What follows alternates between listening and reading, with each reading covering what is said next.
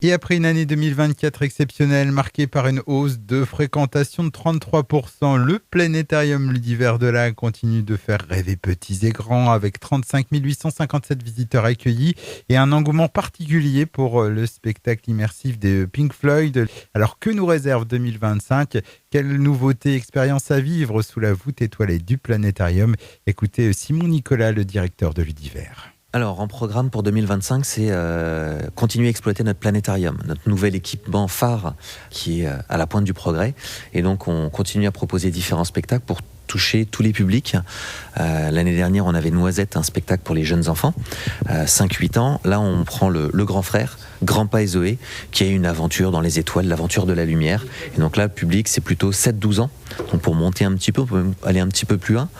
On a aussi un spectacle qui s'inscrit dans le cadre de l'année de la mer, un spectacle qui a été diffusé l'année dernière pour la première fois, enfin au niveau des distributeurs, qui s'appelle Voyage d'étoiles, qui mêle habilement des prises de vue réelles dans l'océan, avec des dauphins, des raies manta, des plein de choses, des vues très très belles, et avec des incrustations par-dessus d'un film d'animation où on va suivre Astéria, une étoile de mer qui part à l'aventure avec une étoile filante dans son vaisseau spatial.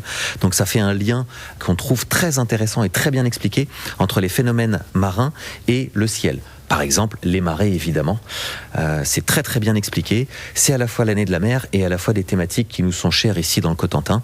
Ludivert, le ciel, le Cotentin, la mer. Donc voilà, pour nous, c'était un immanquable, un incontournable. Et une année 2025 qui sera également rythmée par des temps forts incontournables. Simon Nicolas nous les présente. Il y a plusieurs événements ponctuels.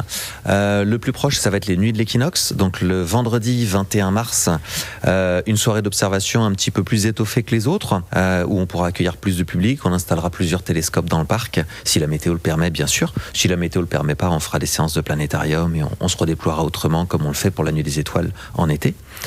On a plusieurs conférences.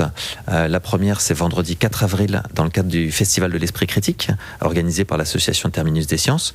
On a une autre conférence le vendredi 25 avril, où on accueillera une chercheuse du CERN sur la physique des particules, dans le cadre de notre partenariat avec l'association WIN, Women in Nuclear. Ensuite, on aura, donc il y a les vacances d'été, où on a toutes nos animations classiques, comme toutes les vacances scolaires, les ateliers pour le grand public. La Nuit des étoiles, 1er août cette année. Vendredi 1er août, grosse nuit des étoiles. Donc là, comme chaque année, des événements dans le parc, les partenariats avec nos associations et structures habituelles. N'hésitez pas, venez nombreux. On ouvre à 20h et on commence par observer la première étoile visible, le soleil. Voilà. Et après, on bascule sur les étoiles nocturnes dès que la nuit est tombée.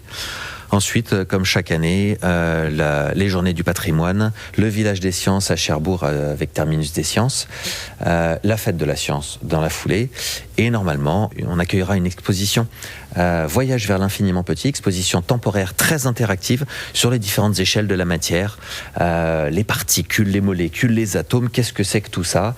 Eh bien, on pourra explorer ça avec des petites expériences ludiques, interactives et pédagogiques. Vous retrouvez tout l'ensemble de nos événements et de notre programmation sur le site internet. Il y a le calendrier, il y a la plateforme de réservation en ligne. Vous retrouvez toutes les informations. On communique régulièrement sur Facebook aussi. Donc, n'hésitez pas à suivre nos réseaux sociaux et notre site internet et à venir nous voir ou nous appeler si vous avez besoin de renseignements.